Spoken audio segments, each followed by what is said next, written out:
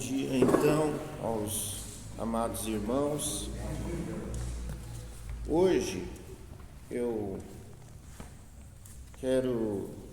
não vamos ter uma aula naqueles padrões assim, vamos tentar conversar aqui. Eu vou colocar um assunto e a gente vai conversar sobre ele, né? Cada um de nós tem um certo conhecimento nesse assunto e é mais para a gente relembrar e refletir, né, sobre esse assunto. Então, vamos chamar de guerras secretas, né? Vamos abrir as nossas Bíblias em Daniel capítulo 10.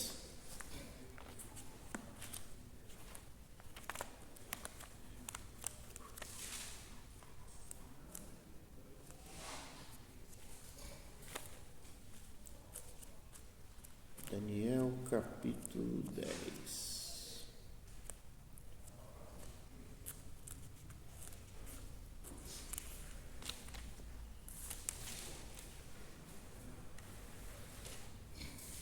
Eu vou começar a ler aqui os primeiros versículos e vamos indo.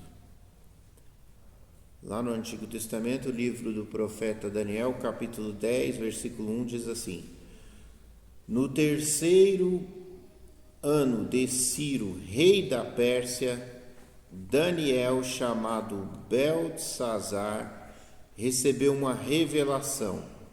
A mensagem era verdadeira e falava de uma grande guerra. Na visão que teve, ele entendeu a mensagem. Naquela ocasião, eu, Daniel, passei 3 semanas chorando. Não comi nada saboroso, carne e vinho, nem provei, e não usei nenhuma essência aromática, até se passarem as 3 semanas.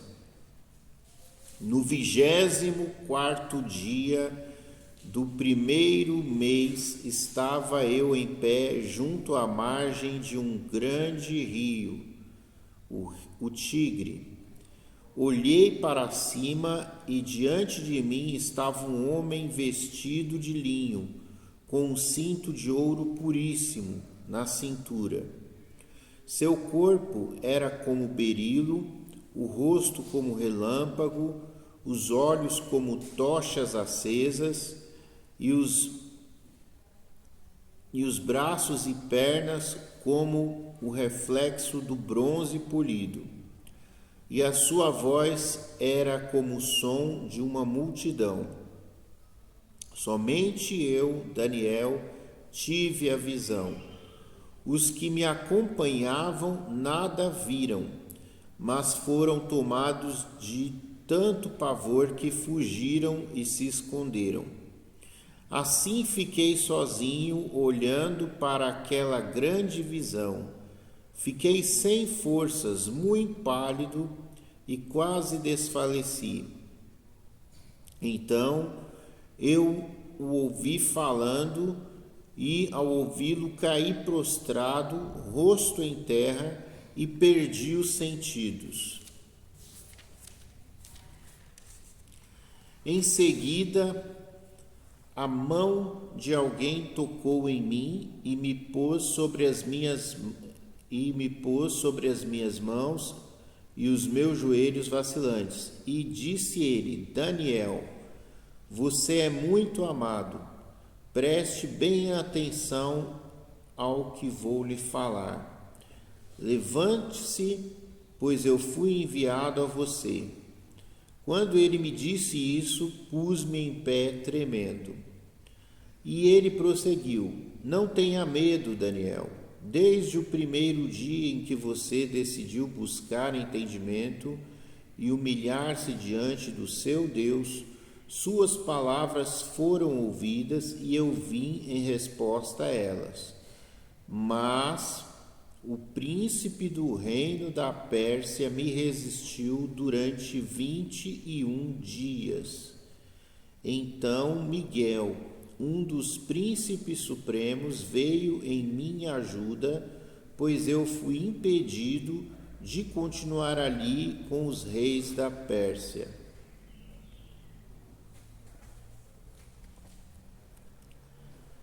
Agora vim explicar-lhe o que acontecerá ao seu povo no futuro, pois a visão se refere a uma época futura. Até aqui. Agora vamos para Ezequiel 28, capítulo 28.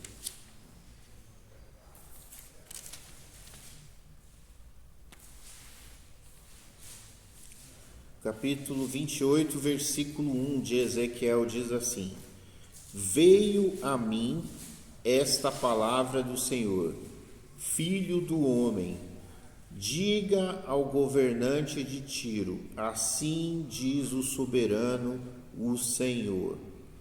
No orgulho do seu coração você diz: sou um Deus, sento-me no trono de um Deus no coração dos mares. Mas você é um homem e não um Deus, embora se considere tão sábio quanto Deus. Você é mais sábio do que Daniel? Não haverá segredo que lhe seja oculto? Mediante a sua sabedoria e o seu entendimento, você granjeou riquezas e acumulou ouro e prata em seus tesouros.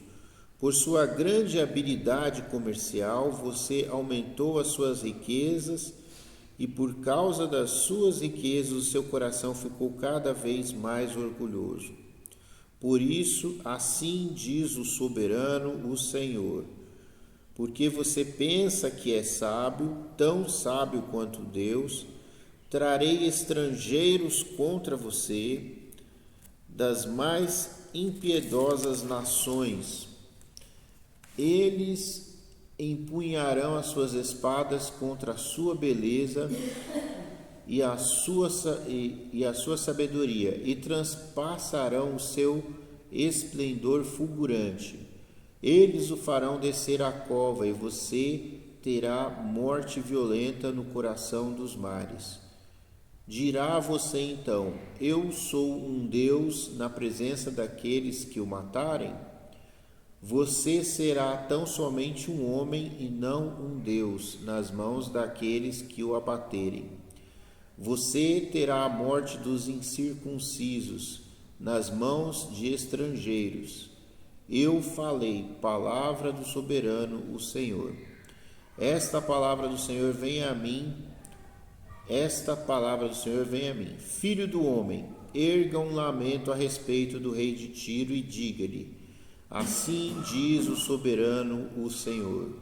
Você era um modelo da perfeição, cheio de sabedoria e de perfeita beleza. Você estava no Éden, no jardim de Deus. Todas as pedras preciosas o enfeitavam: sárdio, topázio e diamante, berílio, ônix e jaspe, safira, carbúnculo e esmeralda. Seus engastes e guarnições eram feitos de ouro. Tudo foi preparado no dia em que você foi criado. Você foi ungido como um querubim guardião, pois para isso o designei. Você estava no Monte Santo de Deus e caminhava entre as pedras fulgurantes. Você era inculpável em seus caminhos desde o dia em que foi criado, até que se achou maldade em você. Porque por meio do seu amplo comércio você encheu-se de violência e pecou. Por isso eu o lancei humilhado para longe do monte de Deus e o expulsei, ó querubim guardião, do meio das pedras fulgurantes. Seu coração tornou-se orgulhoso por causa da sua beleza, e você corrompeu a sua sabedoria por causa do seu esplendor. Por isso eu o atirei à terra, fiz de você um espetáculo para os reis.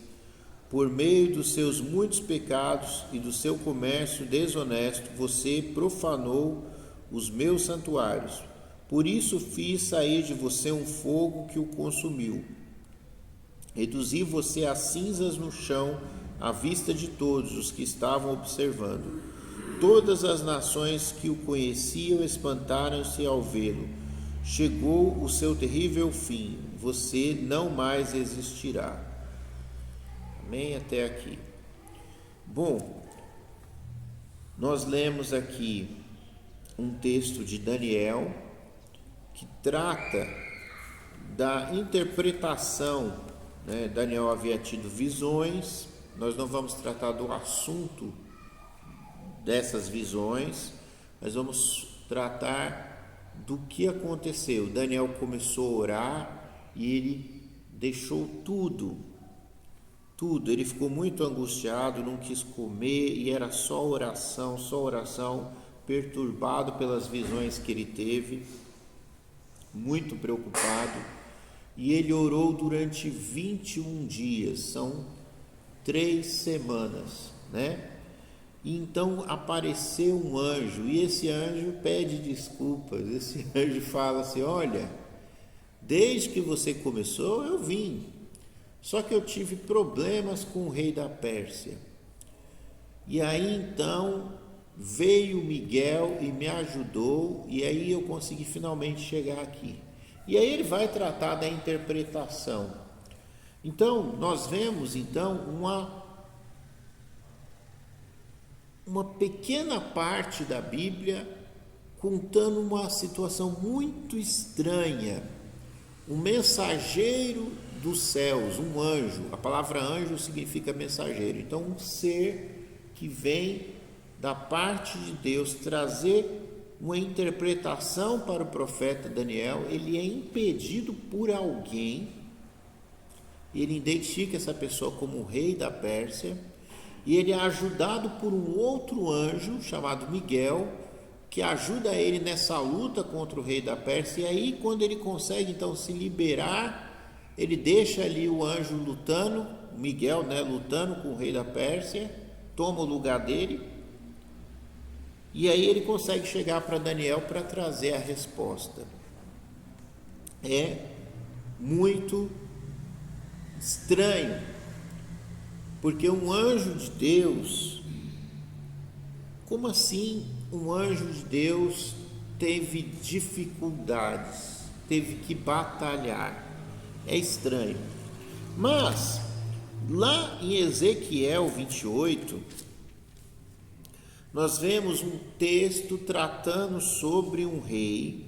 Depois é como se o mesmo texto fizesse uma repetição, só que agora ele vem como se fosse na forma de uma poesia, numa forma meio misteriosa. Então ele fala sobre esse rei e depois ele volta e fala de novo, mas agora ele fala como se esse rei tivesse fosse uma outra pessoa. E ele fala de guardião, a palavra querubim, né?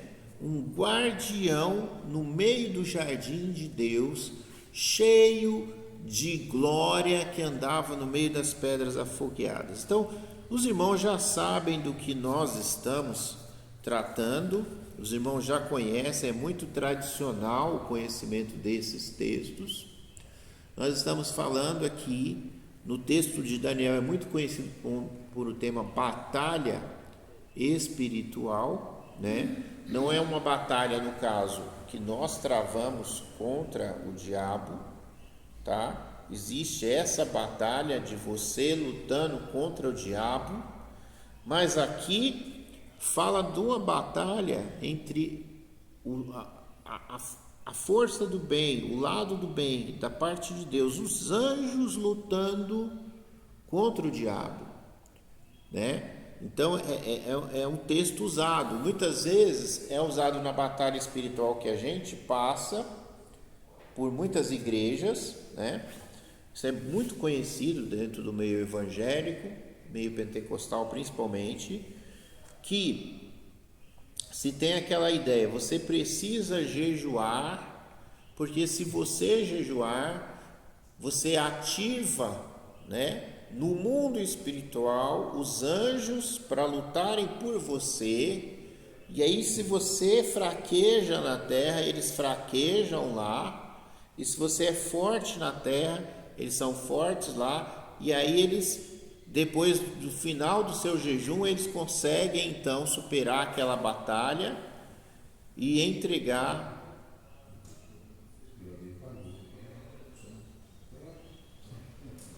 Deve estar com brilho baixo, mas está funcionando, né? Tá. Então aí, depois do seu jejum, o anjo então consegue vir até você e trazer a bênção, né? Um outro caso interessante, que a gente está falando de anjo e batalhas, é o caso de Jacó. Quando Jacó recebeu o nome de Israel, ele teve essa luta com um ente, né? Um ser de um outro mundo, que é um anjo, né? Então ele lutou com o anjo e falou: você não vai embora enquanto você não abençoar. E aí o anjo simplesmente encostou a mão no joelho dele ali, e o joelho dele deslocou só com o toque da mão do anjo. Então provavelmente é mais ou menos a cena assim: ele deve ter agarrado o anjo com toda a força. Eu imagino que ele, apesar de o começo da história de Jacó, ele era um homem, aparentemente um homem muito ligado à sua mãe, então talvez não era um caçador igual o seu irmão Esaú, não era um homem de briga, mas ele passou por transformações. Ele teve que trabalhar duro, se tornou pastor de ovelhas, né? E se tornou empresário e conseguiu crescer muito, e passou muitos anos, e agora ele estava voltando lá para a família dele, e no caminho ele encontra com o anjo, no mesmo local ali, talvez talvez não no mesmo local, mas ele encontrou com um anjo, da mesma forma como ele já tinha tido há muitos anos atrás, uma visão dos anjos subindo e descendo para uma escada, subindo até o céu.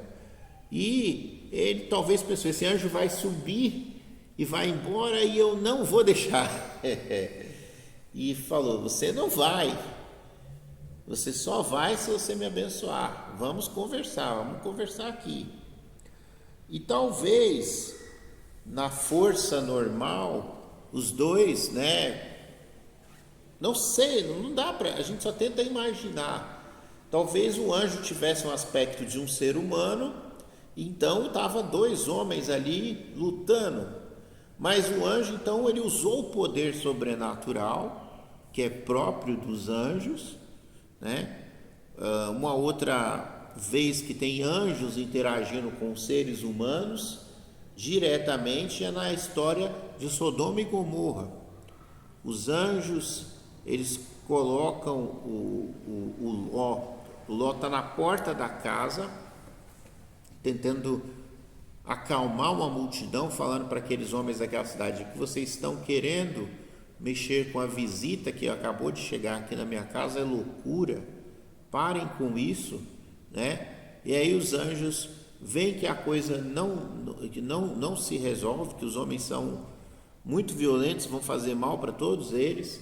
Então os anjos colocam Ló para dentro, e aí os anjos, eles se colocam para fora da casa e eles cegam a multidão. Não dá para saber exatamente como seria a cena. Em alguns filmes que tentam retratar a cena, os homens se põem, são dois homens, dois anjos com aparência de homem, né? Eles se põem para fora da casa, estende a mão, e nos filmes, né? Porque na Bíblia não está escrito isso, eles, ao estender a mão, sai um flash, uma luz, né, da mão, e a luz queima os olhos dos homens, e os homens ficam cegos, né? E se dispersam, alguma coisa desse tipo. Existe uma cena no Novo Testamento em que o apóstolo Paulo faz mais ou menos a mesma coisa.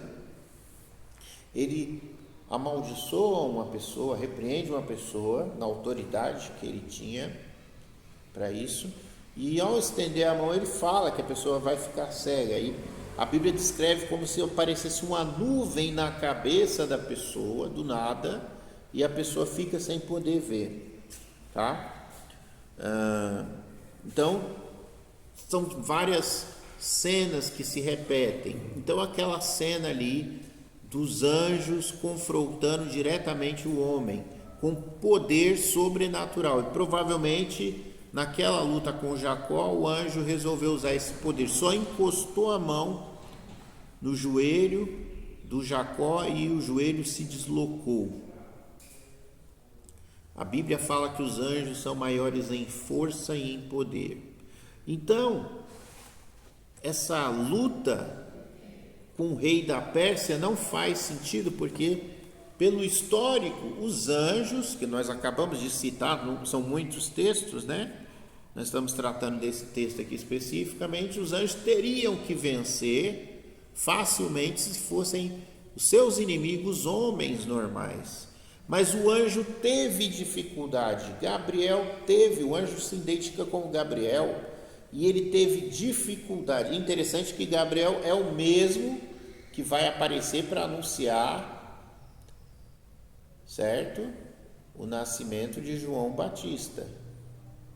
O pai de João Batista vai servir o turno do ofício sacerdotal no templo, e ali ele tem uma visão quando ele está ali oferecendo o sacrifício, e o anjo fala com ele. E quando ele fala para o anjo, como é que pode ser isso? Ele duvida da palavra do anjo, ele questiona o anjo, né? Então o anjo dá um ultimato para ele, fala: eu sou Gabriel, que assisto na presença de Deus. Você vai ficar mudo. Então, a gente falou de sinais aqui que é capaz de machucar o corpo físico, deslocar os ossos. Nós falamos de sinais que são capazes de cegar. E agora eu estou citando um outro caso de um anjo novamente, relacionado com o sinal de emudecer. E ele deixa o pai de João Batista mudo até o dia que João Batista nasce. E o povo ali, a família, os parentes, a mãe de João Batista fala o nome que foi dito, que o anjo disse que era para colocar, e as familiares começam a questionar: que nome é esse? Não tem ninguém na família com esse nome, o que dá a entender que era a cultura manter os nomes, tanto que a gente faz, né? O meu pai queria colocar em mim o nome de Antônio, quando eu nasci, alguma coisa assim, né? Minha mãe não deixou, ficou Samuel. E se eu fosse Antônio, seria desse modelo. O pai do meu pai se chamava Antônio Pereira, meu pai se chama Antônio Pereira Filho, e eu seria Antônio Pereira Neto. Porque tem essa coisa desde 2000 anos atrás. Então, provavelmente na família ali dos Zacarias, né, dos sacerdotes, falava: não vai ser esse nome João. Como assim João? E aí acaba a maldição e Zacarias consegue falar e fala: o seu nome vai ser João. Aí ele finalmente consegue falar. Então nós temos, vou repetir, o caso do anjo que desloca o osso, o caso, e presta atenção, né? O Jacó ficou com problema no osso por resto da vida, tá? O caso da luta corporal, então maior em força física. A Bíblia fala que os anjos são maiores em força e em poder. Em poder, os anjos têm o poder de cegar, cegaram os homens em Sodoma e Gomorra, certo? E o poder de emudecer, emudeceu a Zacarias. Então, se fosse um inimigo comum, o anjo não deveria ter dificuldade alguma. Mas ele precisou de ajuda de um outro anjo, que foi Miguel. E não vamos entrar em detalhes, é só isso. E aí aqui nós temos esse para explicar esse texto de Ezequiel, que ele conta a história, uma profecia de como o rei vai ser castigado, da queda daquele rei, e depois ele reconta de uma maneira muito misteriosa, associando aquele rei, comparando aquele rei, colocando aquele rei numa outra história como um anjo.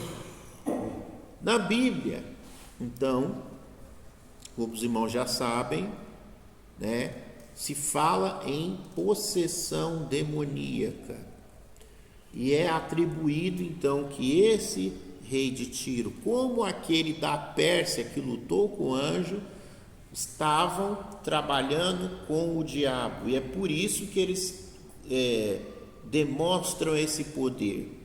Então, no caso ali do rei da Pérsia, foi necessário a ajuda de um outro anjo, e eles trocam, né? A guerra não acaba assim. Eu deixei Miguel lutando com ele e eu vim. É aquele entrada no ringue, né? Segura um na mão do outro, um sai, o outro entra, a luta continua e o outro está fora do ringue. E ele saiu para falar com Daniel. Tamanha era o inimigo, o adversário. E aqui Ezequiel desvenda, ele mostra um poder, uma versão estranha, maligna, e ele compara o rei com um anjo querubim. Um querubim, lá na Bíblia, se a gente pegar a arqueologia, o que se fala de querubim é um ser animalesco. O querubim pode ser um boi alado, ele pode ser um leão alado, que é chamado de grifon, né? Ele pode ser também do grifon, na cultura grega, é um leão com asas, mas ele também tem uma águia com patas de águia na frente e o resto do corpo de leão, né? Também tem esse formato. Nós vemos isso na história do Egito na forma da esfinge, o leão, animal com a cabeça de um ser humano. Então, na Babilônia tinha esses desenhos, né, com 4 asas. Então, aquelas figuras que Daniel viu na visão do leopardo, acho que tinha várias asas, tudo, isso já existia na mente das pessoas. Provavelmente, quando o ser humano foi impedido de entrar no Éden, ficou uma espada de fogo flamejante que se movia por todos os lados, é o que está escrito em Gênesis, mas foi colocado, né, a gente pode até ler o texto lá, né, que a gente está falando tanto de anjo, só para não tirar assim, ele está falando demais. Então vamos ver lá, Gênesis capítulo o que? Caim e Abel, capítulo 4, não senhor, é o 22 do capítulo 3. Então disse o Senhor Deus: agora o homem se tornou como um de nós, conhecendo o bem e o mal. Não se deve, pois, permitir que ele tome também do fruto da árvore da vida e o coma, e viva para sempre. Versículo 23. Por isso o Senhor Deus, e quando fala o Senhor Deus, sempre no português ou no grego, que é a versão Septuaginta, de onde deriva o nosso Antigo Testamento no original, depois teve uma mistura com as informações do texto massorético, tá? Sempre estão trabalhando nessas coisas, mas quando se fala o Senhor, é que ali estava escrito o nome de Deus, para que não se pronunciasse, para que não chegasse o texto grego na mão de gentios e pronunciassem o nome de Deus, colocou a palavra Senhor substituindo o nome de Deus. Mas sempre aqui que eu li o Senhor, eu estou referindo ao nome de Deus, que é aquele tetragrama, né? Aquelas letras que significam Yahvé, né? Ninguém sabe pronunciar corretamente, alguns falam Yahô, Javé, né? A abreviatura eu acho que eu tenho quase certeza que é Yah, né? O Já, né? Do nome de Deus. Não é para ficar se falando o nome de Deus, por isso a gente segue com a cultura de falar o Senhor, porque o nome de Deus é para ser preservado, né? Não é para ficar falando. Não é crente, pega aí e fica colocando o nome de Deus. Até o nome de Jesus, nós vamos dar conta até mesmo das palavras inúteis que saem da nossa boca. Se o mundo perdeu o respeito por Deus, que nós não tenhamos, não façamos da mesma maneira. Então, continuando aqui, versículo 23. Por isso o Senhor, que é o nome de Deus, então fala o Senhor Deus, o mandou embora do jardim do Éden para cultivar o solo do qual fora tirado. Depois de expulsar o homem, colocou a leste do jardim do Éden querubins. Então fala aqui de querubins no plural, provavelmente pelo menos 2, e uma espada flamejante que se movia guardando o caminho da árvore da vida. Então, além daquela espada, uma espada flamejante, eu acredito que era sozinha, espada viva, que movia sozinha, havia também pelo menos dois querubins.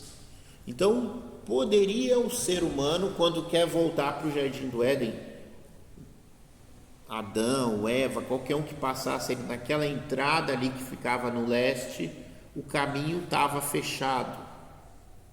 Então o ser humano poderia ter essa visão sobrenatural que estava ali como guarda. Isso aí fica na memória da humanidade. Então é disto, eu acredito, que deriva essa questão histórica dos querubins, de toda a história da humanidade, desses seres mitológicos, conhecidos nas histórias como mitologia, mas que a gente vê em Gênesis ali, provavelmente eles estavam ali, né, da maneira como está escrito mesmo, e o ser humano tinha contato com aquelas anjos que eram umas criaturas diferentes, né, aladas ali, fantásticas, e uma espada de fogo também ali, guardando a entrada do jardim do Éden para ninguém entrar. Ok. Lá na Arca da Aliança vai ser colocado 2 querubins.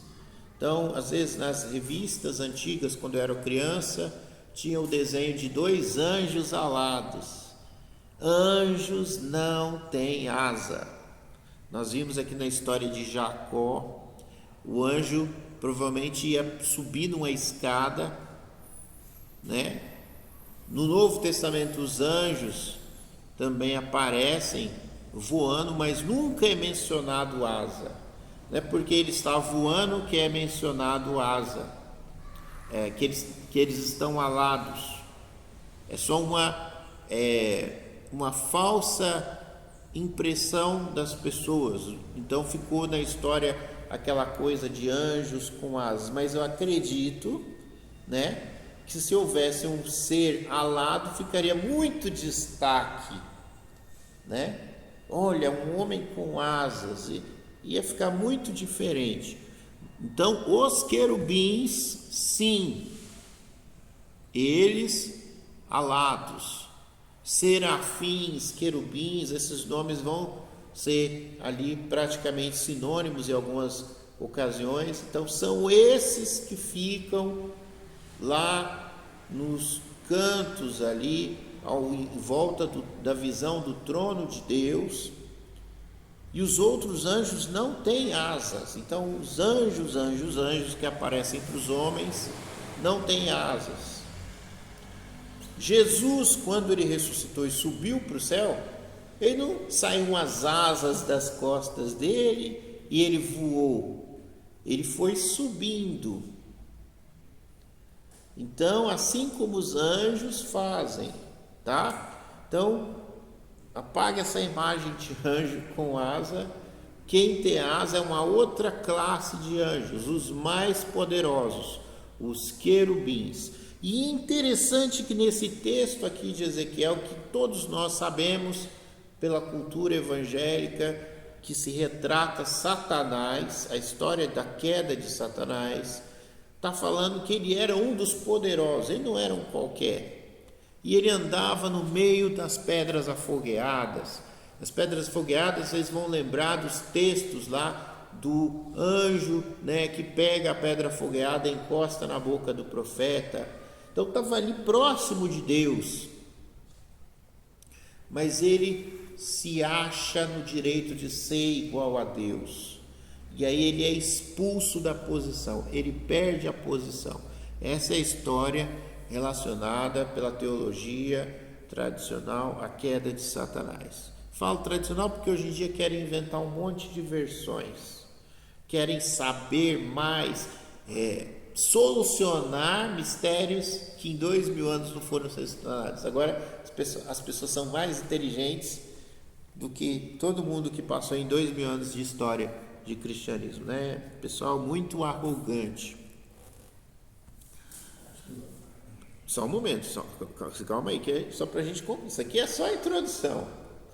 Então, nós temos esses dois pontos: anjos interagindo, sofrendo ali um atraso por uma batalha, e nós temos aqui a figura. E aonde eu quero chegar nessa história toda é a figura de um rei, um poder político, um poder de governo no mundo, e por trás dele a sombra, é apontado a figura do próprio Satanás, do principal de todos os anjos. E outra coisa importante sobre os anjos caídos, os demônios.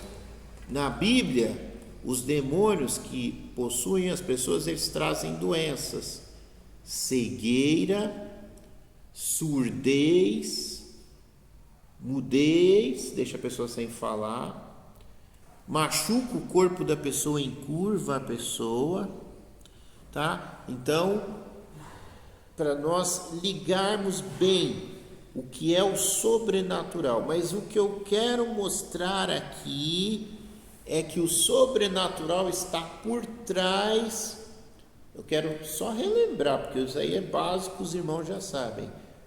Lembrando então hoje das questões espirituais por trás dos governos, e eu não estou abrangendo o Brasil aqui, eu estou falando de mundo, eu estou falando no nosso mundo. E aí a questão é: quando nós vemos tudo o que está acontecendo no mundo, nós precisamos ter um olhar espiritual e saber que por trás ali pode haver uma pessoa possuída pelo demônio, uma pessoa influenciada, comandada pelo demônio. E pode ter pessoas crentes também que estão trabalhando ali no meio, mas que é muito raro de acontecer, né? Então, eu queria puxar esse assunto, nos lembrarmos nas nossas análises sobre tudo que está acontecendo no mundo, olhar com um olho de quem conhece as coisas sobrenaturais. E que leitura a gente faz nessa realidade? Agora sim, agora eu joguei o assunto. Agora vamos falar sobre o assunto. Pode falar, irmão. É interessante a gente observar que quando Jesus disse que o mundo já se de madeira, e a gente está sempre desde o início, e principalmente nos tempos agora, a gente percebe com muita clareza, né, a ação dos demônios, a ação das trevas, a força do diabo na vida do ser humano, de praticar e fazer coisas terríveis. E sem dúvida,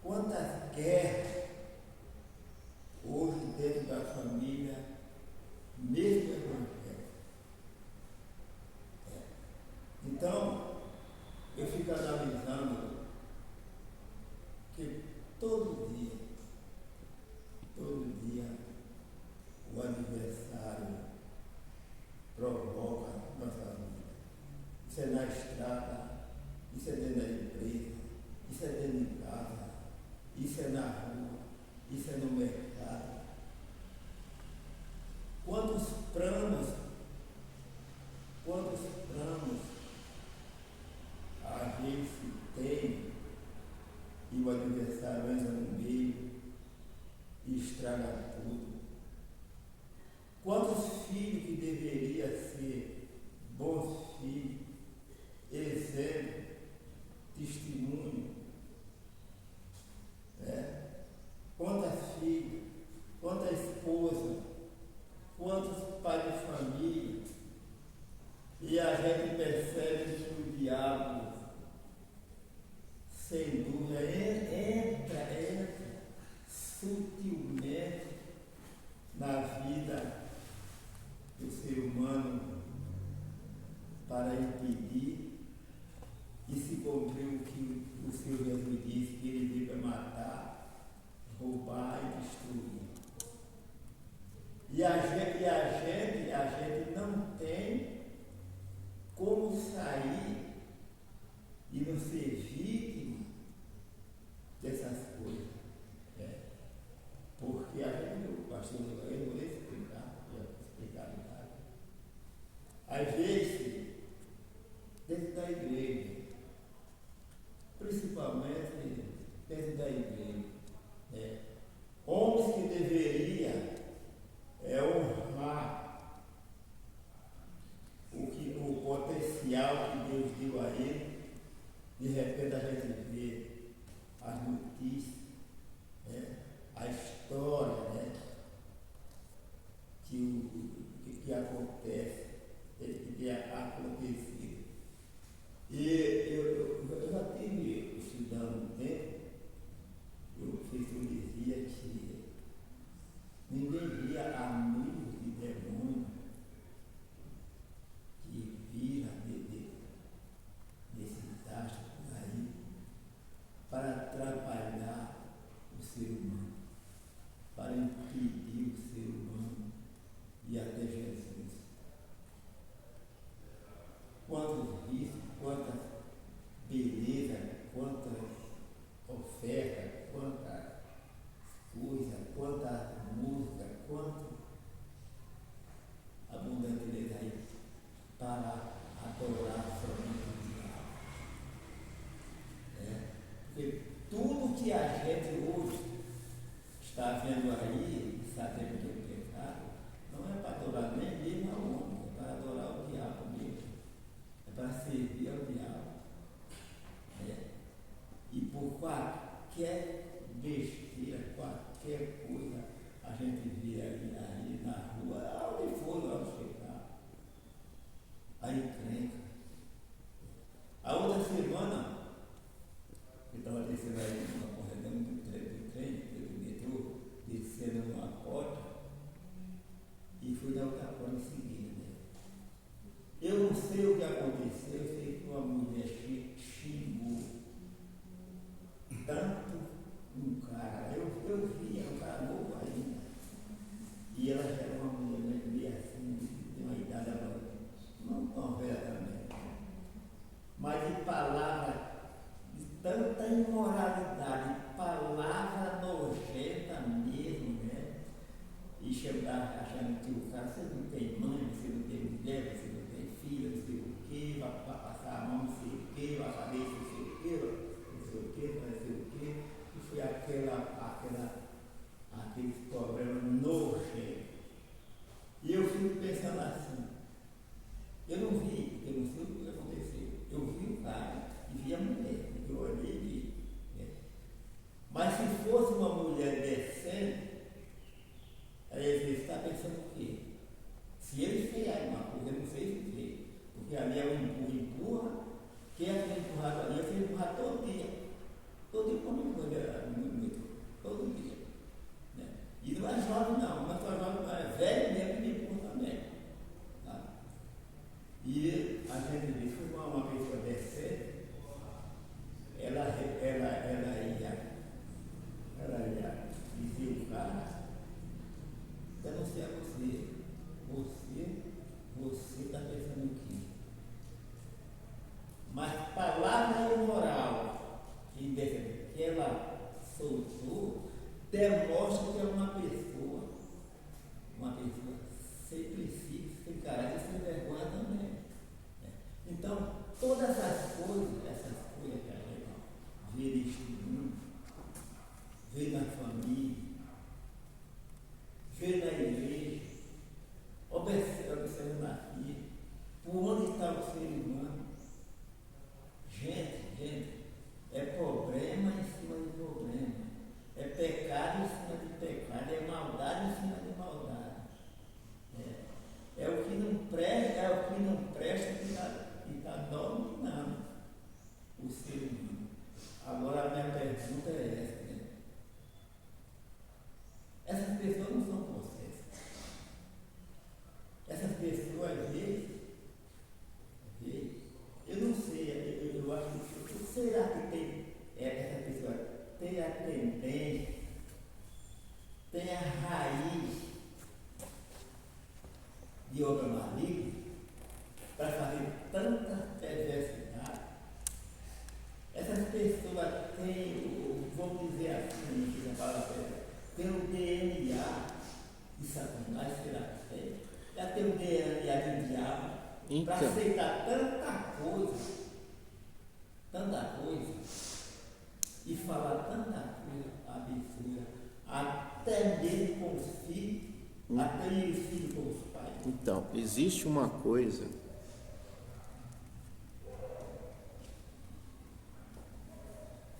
que nos dias de hoje se chama doutrinação. Tá? Então, na humanidade, na história da humanidade, desde o início,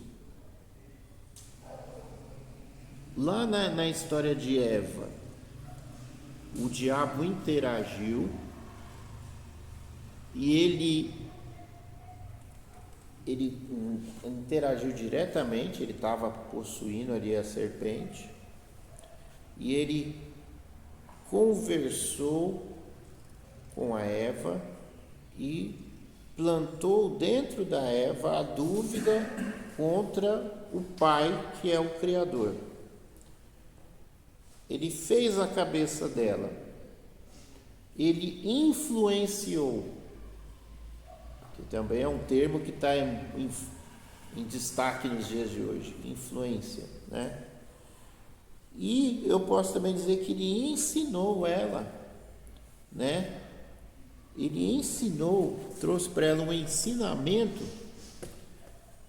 abriu os olhos dela, a mente dela, mudou a mente dela na conversa, fazendo ela olhar com dúvida para os sentimentos mais profundos de amor de Deus e duvidar das intenções de Deus. Então, a gente chama, ele envenenou ela, né? Ele seduziu, lá no Novo Testamento vai falar seduziu. Então, desde sempre, esses seres malignos atuam nas pessoas diretamente, incorporando e tudo, e doutrinando, ensinando, influenciando a cultura. Então toda a cultura da humanidade é manchada. É complicado, então, quando a gente tem um conhecimento de Deus, das coisas de Deus, através da palavra de Deus, através do Espírito Santo,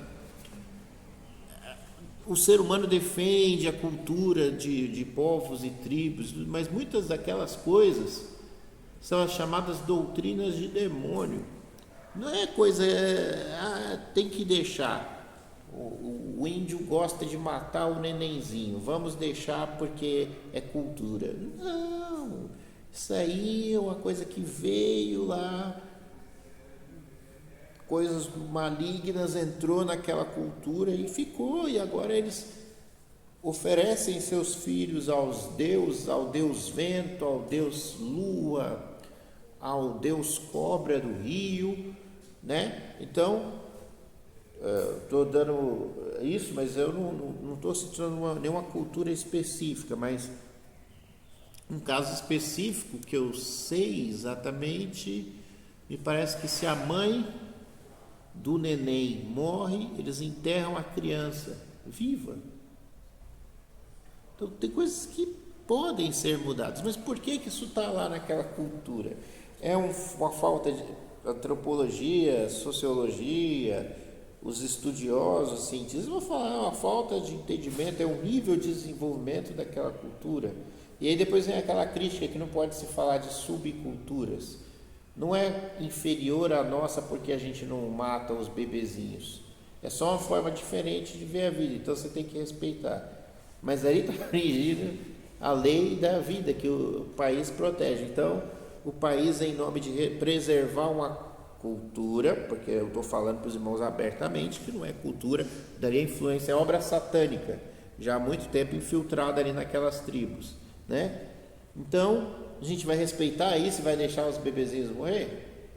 Então entra esse conflito, porque são coisas que o diabo vem jogando para dentro tem a tal da cultura que tem um negócio assim, essas culturas de lacração que existe hoje, é cultura, não sei o que, tudo coisas que vêm para ensinar o ser humano o que é errado. E você vê que isso aí tem origem diabólica, porque vai direto de encontro, provocando a Deus,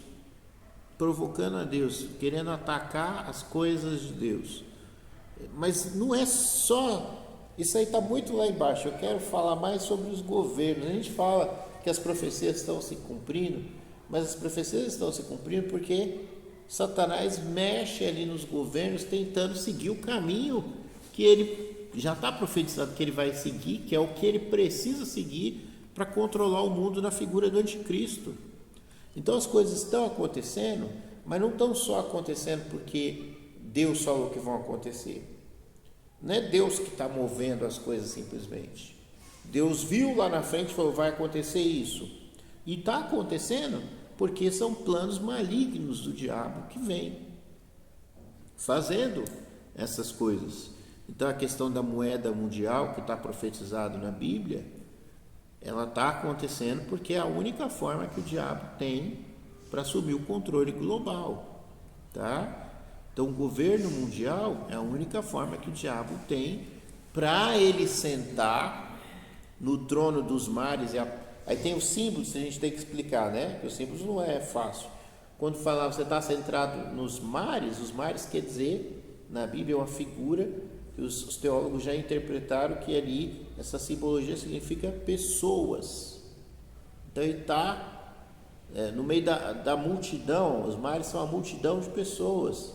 Então ele é o principal no meio da multidão de seres humanos, sentado sobre todos os seres humanos, sobre a humanidade.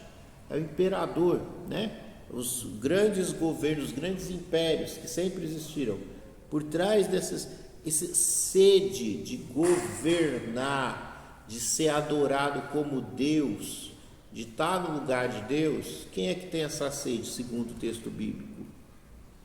É o pai da mentira. E ele quer. Mas segura aí, irmão, segura aí. Eu quero passar para os outros irmãos. Vamos falar. Não quero ficar falando. Moisés, habla, Moisés. É com você. Pode falar, fala mesmo. Não, mas eu vou comentar aí, depois eu... Não, mas pode falar. Irmão Pedro, o que o irmão acha? Não, o que o irmão acha da conversa que a gente está tendo? Falando que o diabo está por trás dos governos. Então o governo ele está no governo porque ele não é de Deus. Isso mesmo. Certo, irmã Suíça, quer falar alguma coisa? Irmão Eli, quer falar alguma coisa? Vocês estão muito caladinhos. Trouxe o assunto para vocês falarem, né? Não tem o que se ensinar. É isso. Eles só estão conversando. Vocês, por que Por que tem guerras no mundo? Será que é só porque o ser humano é ambicioso, é ganancioso, ou é porque é alguém que fomenta, que atiça? Você está forte, o outro está fraco, o outro acabou de passar por uma peste lá. É sua chance. É hora de você resolver as coisas. Lá, no passado ele tomou as terras lá do seu pai, do seu avô, do seu tataravô. Você não tem raiva dessa pessoa? Começa a provocar, você não tem raiva? Ou você não é homem, você vai deixar sua família desonrada? Vai lá e se vinga, é sua chance. O outro está fraco, é agora. Quem é que fomenta essas coisas na cabeça das pessoas? Né? Vocês acham mesmo que a pessoa sai fazendo guerra porque ele é ganancioso, porque ele quer? Só porque o ser humano é mau? Ou ele tem uma provocação, ele tem uma ajudinha? Alguém está colocando minhoca na cabeça da pessoa? O que a Bíblia fala sobre isso? Quem é que é o inimigo verdadeiro? O que a Bíblia fala dentro da igreja? Nem deis lugar ao diabo.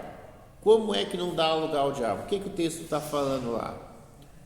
Irai-vos e não pequeis, não se ponha o sol sobre a vossa ira, nem deis lugar ao diabo. Qual que é o trabalho do diabo? Dividir e conquistar. Ele quer trazer intriga. Quando você dá ouvidos ao diabo, você cria parede de separação. O diabo quer causar divisão. Quando acontece a divisão, é que deu lugar ao diabo. É para perdoar. Quando você perdoa, você não está dando lugar ao diabo. Se você não perdoa, se você mantém a barreira, você deu lugar ao diabo. O diabo venceu vocês. Vocês não brigaram entre vocês, vocês perderam para o diabo. O diabo venceu. Quando ele causa discórdia e desunião, racha as igrejas, perderam os dois grupos para o diabo. É isso. O diabo fez a festa, ele chegou lá e causou. Ele chegou e causou confusão. Quem é que gosta de causar? É o diabo. Vem de fora. Entendeu? Não nasce naturalmente no ser humano. O ser humano, naturalmente, certo? Apesar do mal que existe dentro dele, ele quer viver em paz. Que família que quer se quebrar toda? Toda família tem, desde antigamente, tem a concepção de ser uma empresa. Então, a família unida, ela é próspera, ela cresce. Por isso que os governos, os reis, os principados sempre protegeram a família. Casavam até entre eles mesmos, para as riquezas não saírem da família, para a família estar sempre sobre as outras famílias. Então isso é lógico, mas aí de repente a família se despedaça. Quem é que faz isso? Olha o que a Bíblia fala, né? Quem é que tem interesse nisso? Causar destruição. Então quando a gente olha para as coisas todas que acontecem, o que está por trás dessas coisas? Que tipo de interesse um país X tem sobre o outro para causar morte, para causar destruição? O que está por trás dos roubos, dos estupros, das violências? Por trás de tudo isso, todo crente sabe que no fundo é o mal. E quando não é o mal que está incorporado dentro da pessoa, o diabo, a pessoa está sob influência. Se ela não tiver influência nesse momento, ela está influenciada desde a infância, ou seja, ela aprendeu os caminhos perversos, a doutrina dos demônios. Então o diabo é mais ou menos assim, como é que eu vou falar? O diabo colocou ela no automático. Ele não precisa ficar mexendo, alguns falam no meio pentecostal, ele não precisa mexer com o que é dele, ele vai perturbar outros que não são dele. Aquele lá ele não precisa. Um cara que está afundado na droga, precisa de demônio ali para manter a pessoa na droga? Não precisa, a droga por si só já escraviza a pessoa. Os demônios podem cuidar de outras coisas. Está vendo a inteligência do demônio? Ele é inteligente. Ele é inteligente. Se ele afunda a pessoa no vício da bebida, ele não tem mais que se esforçar tanto. O esforço dele é na tentação de levar a pessoa para o bar. Quando a pessoa estiver viciada, ele já tomou, dominou, é dele, amarrou. Amarrou, a pessoa está amarrada pro resto da vida ali com aquele vício. É muito difícil de soltar. Tá? Então, essas coisas todas estão acontecendo o tempo inteiro. Por trás de tudo que acontece nesse mundo, existe a mãozinha do capiroto, do coisa ruim. E é curioso que não é só nesse mundo, né? Ele começou causando no próprio reino de Deus. Teve que ser destituído do cargo dele. Outro dia a gente fez a brincadeira lá no meu serviço, lá tem alguns que não são crentes ali e tal. O primeiro sindicato. Entendeu? Causou a reviravolta lá e acabou sendo expulso. E a terça parte dos anjos. Então, e levou muitos com ele, né? Sim. Indiferente do que alguns pastores, vocês já vão ver algumas pregações na televisão, na internet, alguns falam que anjo é robô. Anjo não é robô, tá? Eu não ensino assim. Anjos não são robô. Visto que o diabo é um anjo, o anjo que teve uma escolha. Está escrito aqui no Ezequiel a escolha que ele fez, certo? Ele estava tranquilo, ele perfeito era em todos os seus caminhos, até o dia que se achou iniquidade. Então eu já dei uma aula sobre isso aqui para os irmãos, mas eu vou relembrar. Você pega uma janela dessa daí, todos nós temos que ser uma janela transparente. A luz passa através de nós e a luz é a vontade de Deus. Quando nós pegamos ali no meio da janela, a gente faz uma bola preta lá, assim, que impede da luz passar ali no meio da janela, aí no meio a partir daquela bola preta vai acontecer o que acontece no eclipse, né? Vai vir uma sombra que vai ser projetada para dentro da casa. Aquela sombra ali, ela é simplesmente a ausência da luz. Então, a luz é a vontade de Deus, a luz entrando é a vontade de Deus. Onde não está entrando a vontade de Deus, o mal é a ausência da vontade de Deus, é a oposição à vontade de Deus. Quando nós pegamos a nossa própria vontade, a gente está criando aquela bola preta no meio da janela. É a nossa vontade que está em oposição à vontade de Deus. E a nossa vontade em oposição à vontade de Deus, que só quer, a vontade de Deus é perfeita, na nossa vontade imperfeita se opor à vontade perfeita, vai gerar o mal. Então quem cria o mal, o erro, as escolhas? O diabo. Nós podemos quando que a gente cria o mal? Quando a gente vai em oposição à vontade de Deus. Não é que o mal é um outro Deus poderoso. O mal é simplesmente estar contra a vontade de Deus. E aí então, o diabo, ele é uma pessoa que escolheu. E nós podemos escolher o que é o mal. É em oposição a Deus. Quando Deus manda matar e a gente não mata, a gente está criando uma coisa errada, que lá na frente vai dar errado. Por quê? Porque tem um porquê Deus mandou matar. Então Deus mandou, Saul vai lá e mata os inimigos. Saul trouxe os boizinhos, trouxe o rei inimigo. Chegou o profeta Samuel, ouviu o barulho dos bois, falou, peraí, por quê? Aí chegou lá, viu o rei lá, mas por que você poupou? Deus mandou matar. Ah, mas eu fiquei com dó, né? Aí o profeta Samuel pegou, tirou a espada e matou o rei. O profeta Samuel deixou de ser profeta, deixou de ser sacerdote? Não. Deus não puniu ele, porque Deus que mandou, Deus que autorizou. Então é errado quando você vai contra a vontade de Deus. E Saul que fez errado, que poupou a vida do rei, Saul foi deserdado por Deus, perdeu o trono, porque desobedeceu. A vontade de Deus tem que ser respeitada. Nós não podemos querer seguir nossos próprios caminhos, nós temos que consultar a Deus. Quando Davi vencia as batalhas é porque ele tinha consultado a Deus. Era isso que é ser uma pessoa segundo o coração de Deus, uma pessoa que quer saber a opinião de Deus, que busca saber qual é a vontade de Deus, que se dobra, que se submete à vontade de Deus. Então Davi era obediente. Saul não era de acordo com o coração de Deus, porque Saul era desobediente. E o que Samuel falou para Saul? É melhor obedecer do que prestar culto. O Saul queria prestar culto. Não, por que queimar os boizinhos, matar os boizinhos? Vamos trazer os boizinhos e vamos usar eles como dízimo, vamos sacrificar eles. Olha que economia maravilhosa, né? Gastar os bois da nossa terra, a gente pode gastar os bois do outro país.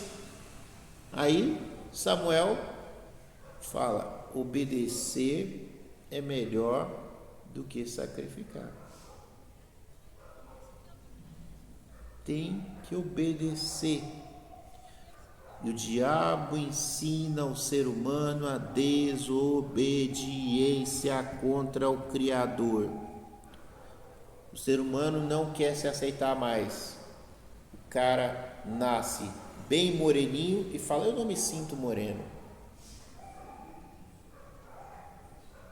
Chega ao ponto dele pegar e tentar injetar algum tipo de química para ficar branco.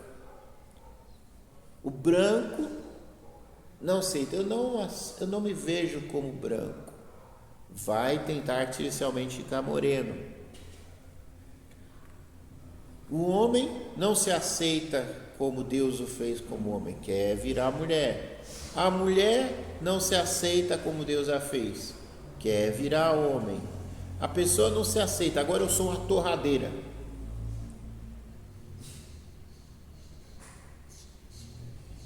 O outro quer ser um cachorro. O outro não se aceita que ficou velho, quer agir como criança. A criança não aceita que é criança, quer mandar nos pais, quer agir como adulto. Acha que tem 13 anos, acha que tem que ter alguma opinião, que tem que decidir alguma coisa, que tem que ter vida sexual. Sabe? Os pais não querem ser pais. Não, eu vou ser amiguinho do meu filho. Não quer ser pai. Pai é para ser autoridade, é para ser a lei, para ser não, regra, não, pôr limites. Pai não quer ser pai, não quer pôr limite. Quem é que ensinou isso aí? Veio da cabeça do ser humano? O ser humano é inteligente. Eu acredito que ele vendo as coisas, ele vai saber que é errado, que aquilo dali não é modelo. Como é que isso chegou no nosso mundo, nos dias de hoje, a ser modelo de sociedade? É porque tem alguém que está enfiando muita droga na cabeça das pessoas, para a pessoa não ver o óbvio e achar que é uma coisa boa a criança mandar nos pais. Que tem algum sentido nisso, liberar a criança para fazer sexo. Que tem algum sentido agora liberar as drogas. Como assim? Se quando estava proibido porque era perigoso, alguém proibiu porque era perigoso. Aí você vai liberar, achando que vai ser melhor do que proibir? Ué, então vamos liberar a pena de morte, então agora eu posso sair matando os outros? Porque se é proibido, tem mortes, muitas mortes, então vamos liberar.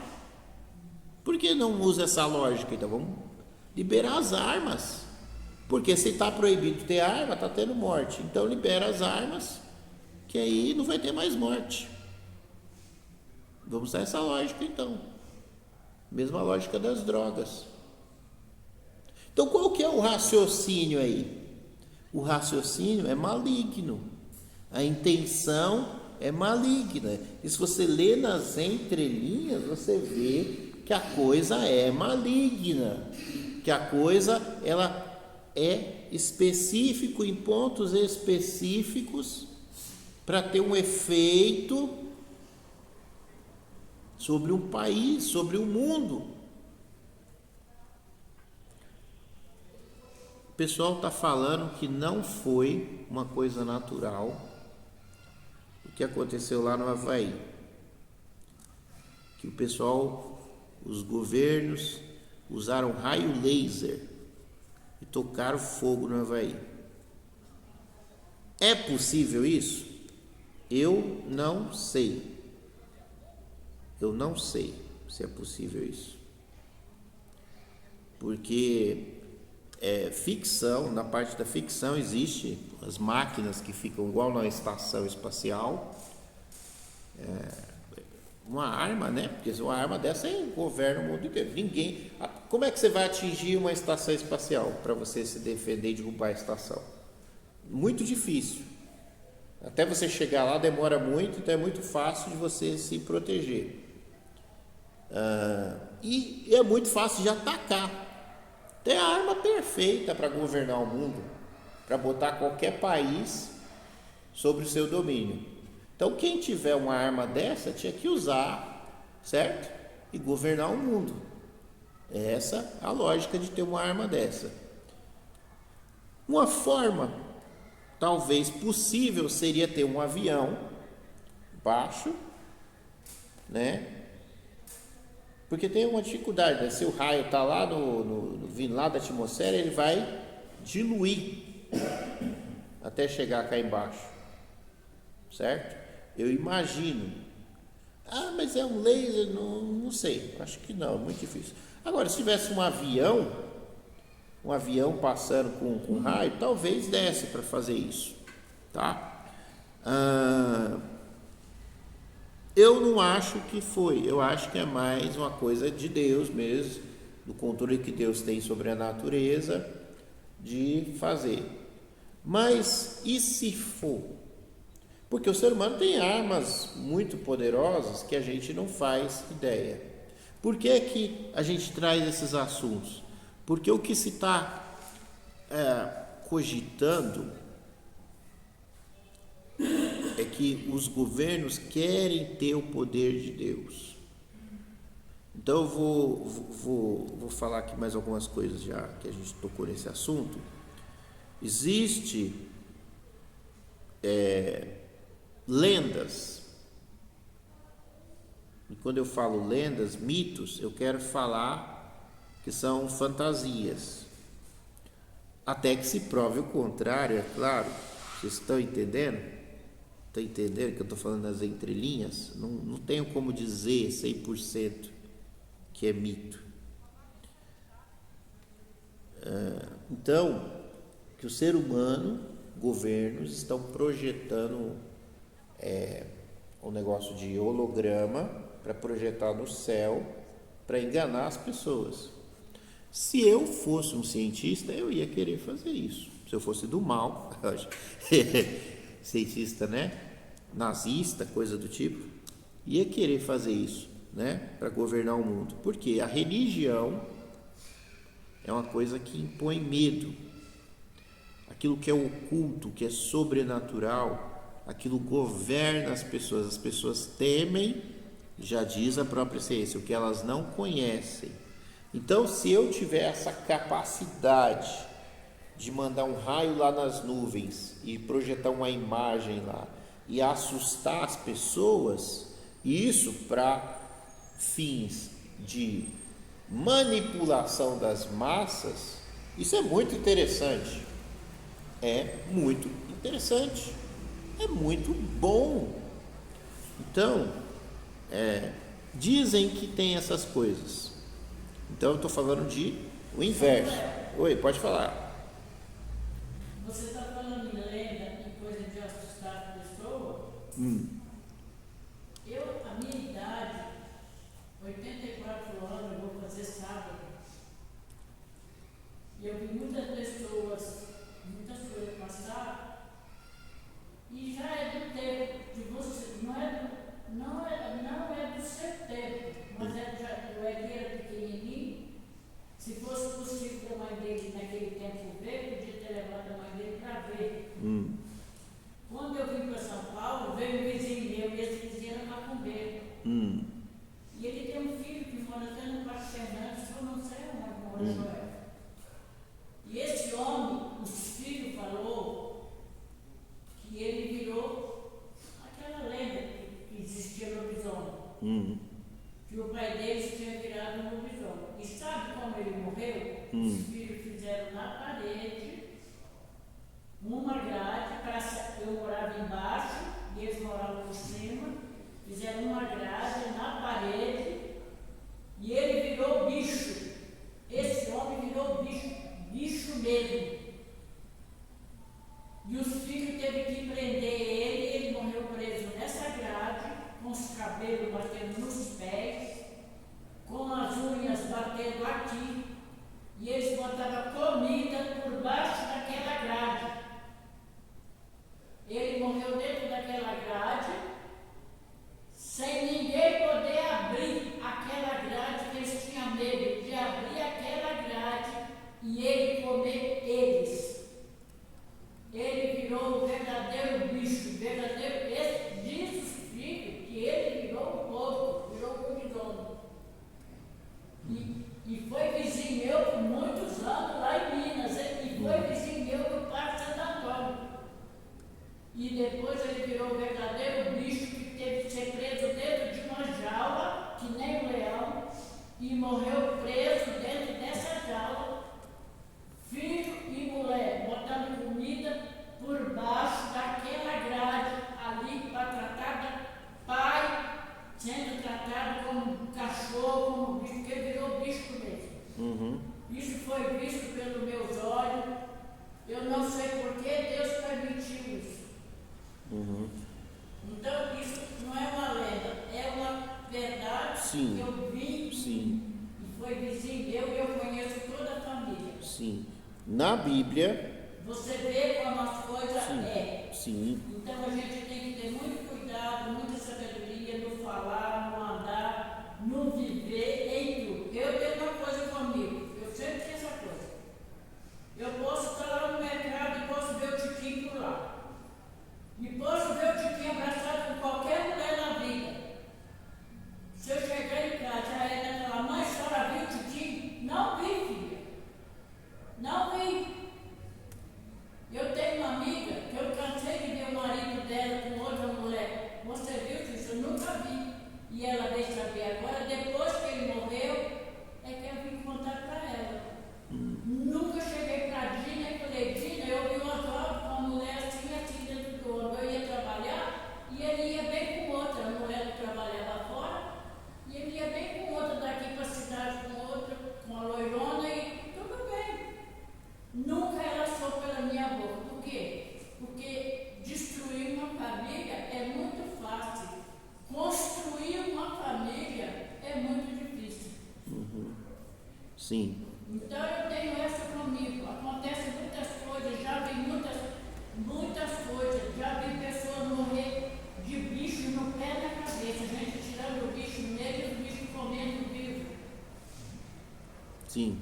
Isso. Então, Samuel, a vida, hoje, todo mundo acha que a vida é fácil, o mundo é bom, é igual você está falando, as coisas do mundo é boa, mas depois que a gente conhece o Evangelho e deixa as coisas do mundo, aquele que volta à lama está perdido. Eu acho que está perdido para a história que não perde a salvação, eu acho que perde.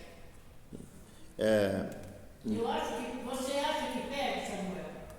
Então, a gente falou sobre isso no domingo, acho que passado, ou retrasado, tá? Essa é uma das grandes dúvidas que muitas pessoas têm. Nas igrejas batistas defende que uma vez salvo para sempre. Então, o que acontece? Uma pessoa pode estar dentro da igreja, ela pode fingir que é crente, certo?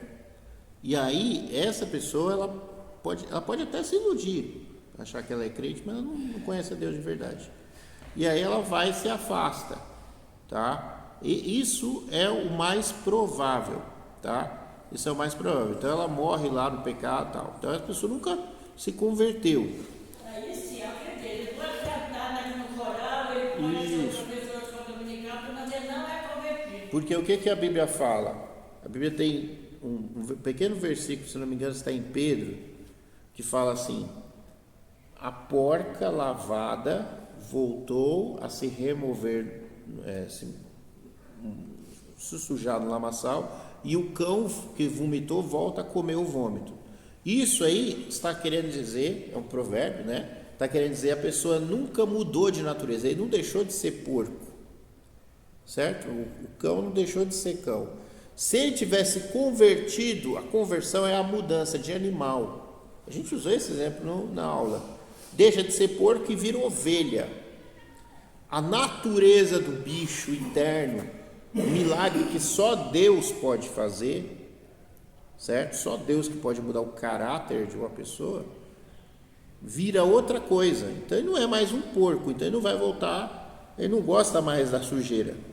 Agora, a pessoa que vai estar um tempo na igreja e volta para a sujeira, muito provavelmente a pessoa nunca deixou de ser porco, nunca se converteu, certo? A gente trabalha com essa questão, mas essa não é a aula de hoje. O que a irmã falou está escrito na Bíblia. Um homem nessa situação, exatamente a mesma situação, ele estava preso no cemitério com correntes. A corrente daquela época não era essas correntinhas aí, quase que de alumínio, que a polícia, às vezes a polícia nem usa corrente, usa aquela engasga-gato lá, já é o suficiente. Né? Estava preso no cemitério, talvez uma caverna, que eles usavam a caverna para enterrar as pessoas, acorrentado. Esse homem tinha uma legião de demônios. Provavelmente ele se encontrava nessa mesma situação, todo com os pelos crescidos, todo machucado. Jesus expulsou os demônios, talvez se deram um tapa nele ali, cortaram o cabelo ali, né, com a faca, que não tinha tesoura, né, tá? Lavou, colocou uma roupinha limpinha, o cara ficou são. Legião de demônio. Legião de demônio, muitos demônios para poder transformar uma pessoa. Isso é o caso que a Bíblia fala, exatamente como a irmã falou. Tem coisas que eu já vi que se eu falasse para mim mesmo, e só falasse, eu não acreditaria. E o pior é que eu já vi pela internet, eu vi vídeos, eu já vi coisas horríveis que é difícil de acreditar. Igual esse caso dos bichos aí, o pessoal coloca isso na internet, são as curiosidades, e às vezes a gente passa mal com as porcarias que tem por aí. E o problema da internet é que ela consegue então trazer conhecimento que a gente não está buscando. E o que eu quero explicar é que eu não posso ficar escondendo muito dos irmãos as coisas. Tem coisas que a gente não gosta de falar porque pode escandalizar uma pessoa, tal. Mas se a pessoa não souber pela boca do pastor, vai saber pela boca de outro. Aí o pastor não avisou, pode querer culpar o pastor. Então a gente fica preocupado. Então eu tento alertar os irmãos, falar sobre essas coisas sombrias, para depois os irmãos falarem, não, o pastor sabia e o pastor não avisou. Então existe sim a possibilidade, talvez bem pequena, de que exista mesmo esses projetos macabros de dominação global, de criar ilusão no céu, de projetar imagens para enganar o ser humano.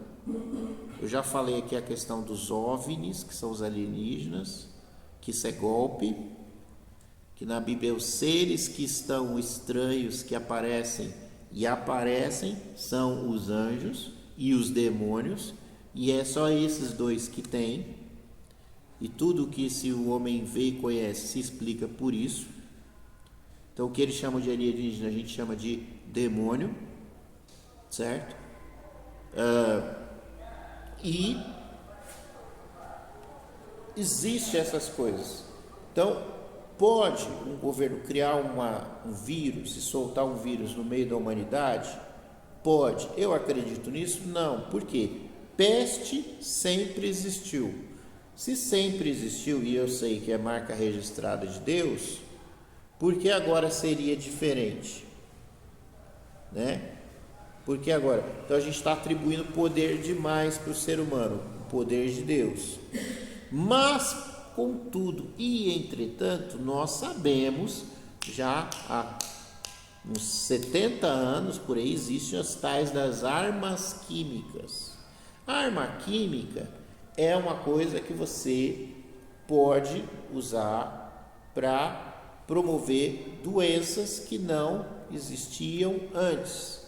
Então, o homem guiado por Satanás, o empresário guiado por Satanás, ele pode omitir dos relatórios para os cientistas governamentais, que às vezes não são muito bons, que o refrigerante faz mal. E aí ele começa a vender, o governo não sabe. Anos depois, lá na frente, o governo vai descobrir que o refrigerante realmente fazia mal. Mas o empresário vem com um dinheirinho ali e fala: cala a boca. São milhões que o Brasil vai perder se isso daí cair na mídia, porque tudo é medo da mídia, não sei porquê, né? A população viu muitas coisas e não fez nada. Nem adianta mais estar na mídia. Se o povo não reage, o povo está lesado, não reage, né? Então, pode acontecer isso. Pode não ser o refrigerante, pode ser a água, pode não ser a água, pode ser outra coisa, mas pode ser sim. Podemos estar sim sendo vítimas de pessoas que deixaram acontecer coisas que não deviam e mantêm em segredo por questão de dinheiro. Isso daí é muito próximo da teoria da conspiração, só que o que eu estou falando aconteceu aqui e ali diversas vezes em várias partes do mundo, e as pessoas sempre assustam e ficam assustadas porque descobrem: mas está contaminando o solo, está contaminando a água, a gente está bebendo água contaminada, o ar está contaminado, certo? Então essas coisas existem. Agora, está tudo manipulado numa rede para um objetivo maior, tudo se encaixando. Isso aí é a tal da teoria da conspiração. Porém, nós crentes, nós deveríamos ver além. Eu não estou falando dos Illuminatis, do não sei quem, eu estou falando de Satanás. Satanás pode realmente estar por trás dos governos e manipular, fazer a ligação a nível espiritual.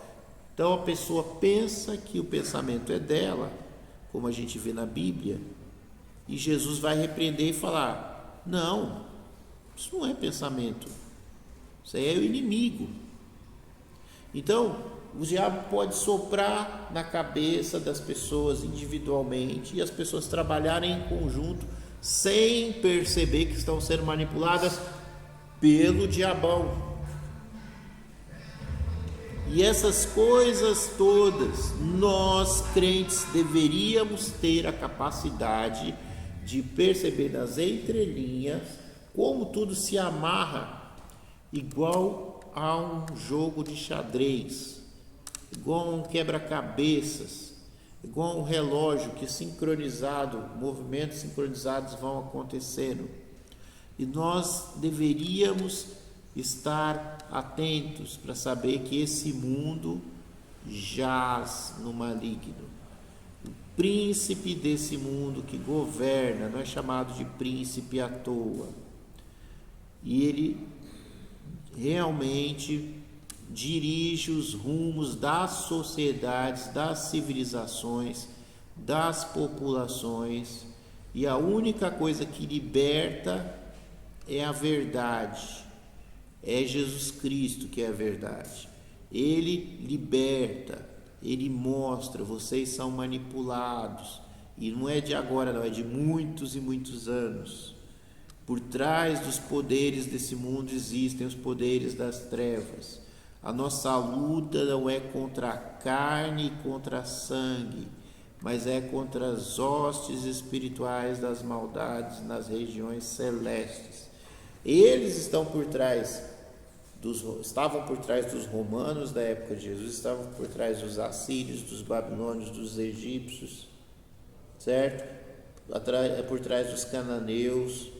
Por isso a luta contra o Israel, que era o povo que era controlado por Deus. E a luta foi vencida na base da influência. Salomão fez acordos políticos com diversos países, casando com as princesas. Essa mistura, casamento misto, trouxe sujeira espiritual para a nação, certo? Impureza. E aí, o pessoal herdou cultos pagãos para dentro da nação, certo? Então, através de casamento ruim, casamento ruim, luz com as trevas, certo? O crente com o não crente.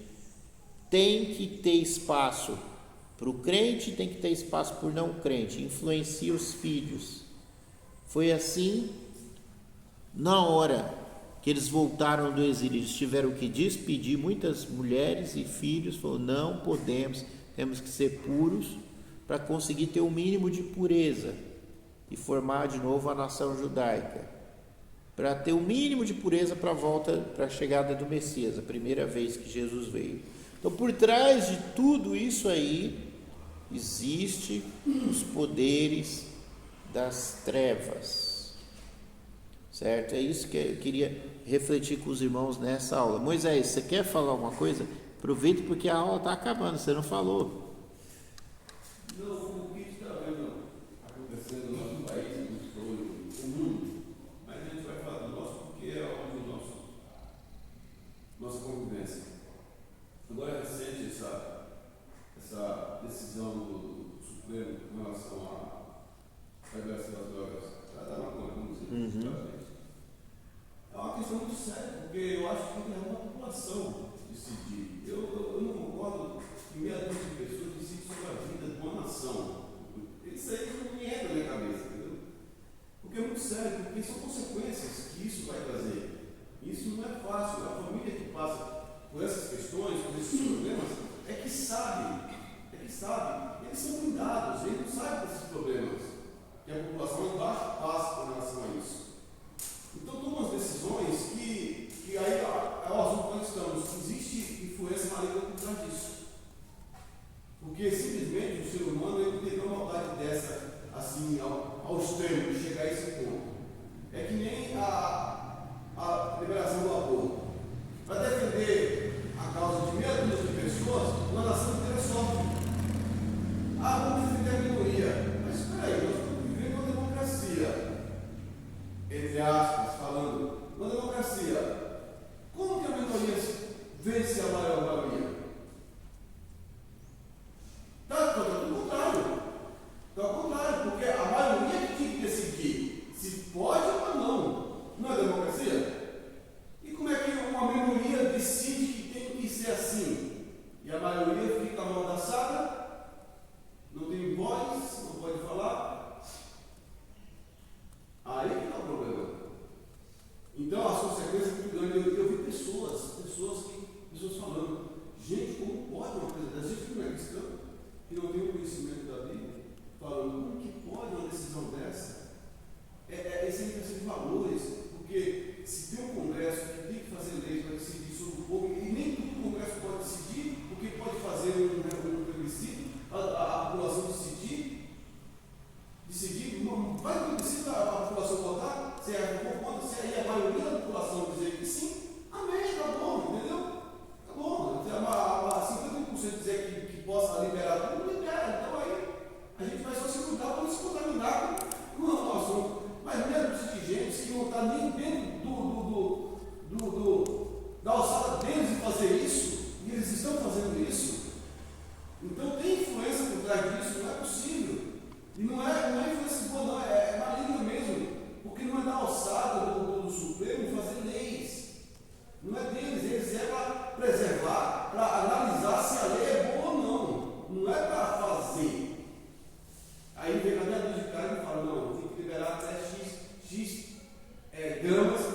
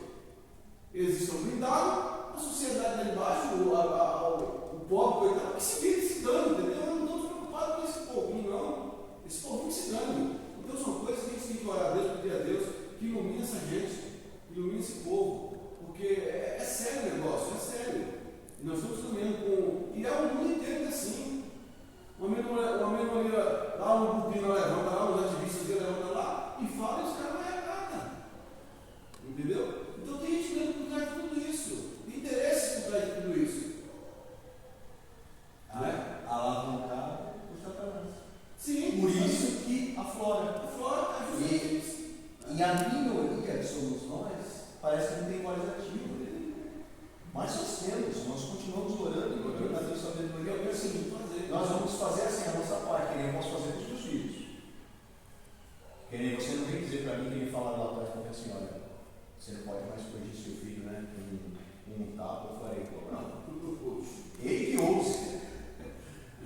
A lei que ouça dizer que eu não posso. Eu pego meu filho, posso dar nele na frente do delegado, dou para assunto e falo para ele, agora você faz aí o que você acha que é certo comigo. Você acha que eu estou errado? Eu vou mostrar meu ponto de vista que é correto. Né? Agora, infelizmente, a maioria dele, não, olha, eu já não dou carinho, afeto do meu filho, então eu deixo ele fazer o que ele quer. Porque ele deu patrão, um dos ex-patrões meu. Na época ele deu uma SS, que era superior à S10, quando foi lançada no Brasil, ela era importada com um celular, né? Aí, pô, na primeira oportunidade que o garoto teve, o que ele fez?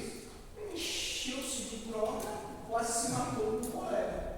Aí eles abafam o caso, teve dinheiro, né? Abafou o caso e deixou os castigos dele para evitar que cometesse um mal maior. Meu filho chegou a essa condição? Não, porque meu filho olhou para mim, mas fulano de tal, o pai deixa de dirigir o carro. Fulano de tal, o pai tem o carro. Eu falei, o pai dele é o pai dele. Eu sou o seu pai. Isso é uma arma. Se você não sabe se comportar comigo, não aceita o meu não, eu vou te dar uma arma. Não, eu não estou doido. Então, nós fazemos as nossas regras a partir do celular. Mas nem todos estão com essa mesma opinião. E é por isso que eu insisto. A gente dá muito conta de fato. Então, foca em Deus e vamos fazer a nossa parte. Se a igreja se unir, se humilhar e clamar, o Pai que está no céu vai ouvir, ouve. Né? Só que assim, o mundo já se maligno. Então, a briga vai ser violenta, como já foi visto. É que nem aí, como eu falei aqui, o filho Marcelo, o filho do meu ex-patrão, o menino está com 20 anos, agora vai fazer 21 anos, né? Nunca trabalhou, e aí agora é dependência, porque aí como os pais não quis confrontar, isso não deu. Não quis confrontar, o menino lá não se droga em casa. Compra de caixa, se caixa, que droga para usar em casa. Aí que dia que chegou da hora de lá, o menino está de casa que você não está no mundo da lua, entendeu? Porque o pai acha que não, em casa pode, né? Não pode ir para a rua, pode. Mas daqui a pouco na rua já pegou o carro duas vezes, o pai já bateu o carro, entendeu? Então, é a situação que se encontra, entendeu? Aí o pai não quer confrontar, não quer bater de frente. Quem sabe o. O menino que se amigo do filho, não quer confrontar, não quer bater de frente, para ele aqui não. Aqui minha casa, minhas regras, né? E aí você que sabe, entendeu? Mas aí, essas questões que estão em jogo. Agora está a família sofrendo, com o filho dentro de casa, para isso, entendeu? Nós vamos ter que encerrar, mas uma coisa que eu tenho observado no mundo inteiro, quer dizer, quem sou eu para falar assim, né? Mas eu tento observar, me parece que, como é que eu vou explicar isso? Existe uma ascensão, uma mudança de pensamentos, de valores, que está saindo das tais da democracia, inclinando todo o mundo, o planeta inteiro, para as ditaduras. Então está sendo aquilo que foi sempre colocado para baixo, ditadura é ruim, está sendo considerado uma opção. Governos totalitários estão em ascensão, se tornando cada vez mais poderosos, e aqueles que se fingiam de democráticos estão colocando as garrinhas para fora. Nós precisamos ser totalitários também, às claras, sem esconder nada, porque esse é o momento, é a época. Então, é muito interessante, é muito estranho, na verdade, assim, porque as decisões de juízes, por exemplo, elas são políticas. Está um partido no poder, é um tipo de decisão. tal outro partido é outro tipo de decisão. Não se tem mais aquela coisa a decisão é baseada num valor que não muda, valor ético, valor moral, uma conta X, uma lógica. Ela se muda de acordo, e as administrações, o mundo está achando, as pessoas estão realmente pensando que os fins justificam os meios. Então não importa se você é democracia, se você é ditadura, o importante é que está todo mundo com dinheiro no bolso e se alimentando. Nós estamos chegando nesse ponto. E isso daí leva à barbárie, né? Quando as pessoas perdem os limites, perdem os freios, fala assim, não preciso respeitar as regras do jogo, eu posso roubar, o importante é ganhar, não importa se eu vou roubar, como que eu vou ganhar o jogo. Nós estamos nesse momento agora da humanidade, e que talvez hajam genocídios de novo, como já houve lá na época do Hitler. A gente está bem próximo, e quem está fomentando isso aí, que eu estava falando para os irmãos, é o maligno. E nós precisamos ter essa visão de uma batalha espiritual, que nós devemos orar, que nós devemos pregar, porque a coisa está ficando cada vez mais maligna, tá? A ética, aqueles valores todos que a gente sempre viu sendo indo para o espaço. Então é isso que eu queria que os irmãos vissem. É muito importante que a gente pregue o Evangelho, que o Evangelho chegue a qualquer um que estiver no poder, que essas pessoas se convertam para voltar a ter algum valor, algum parâmetro, algum freio. Se não fizermos isso, se o Evangelho não alcançar essas pessoas que estão no poder de novo, não colocar um pouco de água, a coisa vai pegar fogo mesmo, tá? Essa é a vontade de Satanás, né? Ele quer que a gente se destrua, que todo mundo se destrua, e ele está trabalhando para isso. Nós precisamos orar, precisamos pregar para todas as pessoas o bem, porque o bem está com aqueles que pregam a paz, aqueles que pregam o amor, aqueles que pregam o perdão, que não são esses valores, é Jesus, né? Jesus personifica tudo isso, não? Aqueles que pregam a Jesus, e nunca ignorar que por trás de todas essas pessoas, elas estão fazendo o que estão fazendo porque elas estão sob a influência direta ou indireta do maligno. É isso que está acontecendo. Eu vou passar de novo para o irmão Eri para ele encerrar a escola. Já passou? O pastor está pedindo para encerrar, então vamos encerrar então. Eu vou pedir para o irmão Eri fazer uma oração para encerrar então a escola. Bendito Deus, amado Pai, nós te damos graças por mais esse momento vivido, ó Pai, poder escutar de tua palavra, entender, ó meu Deus, a tua grandeza, o teu grande amor, e saber, ó Pai, que podemos fazer sim a diferença, buscando primeiramente o teu reino, pois sabemos que o mais o Senhor acrescentará. Te louvamos por esse privilégio, pela sabedoria que tem nos dado, pelo direcionamento. Visite o teu povo, amparando nas suas necessidades e agraciando. Essa é a nossa oração.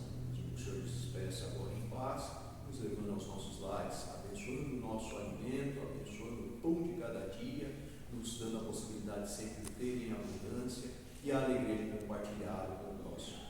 É a nossa oração em nome de Jesus. Amém.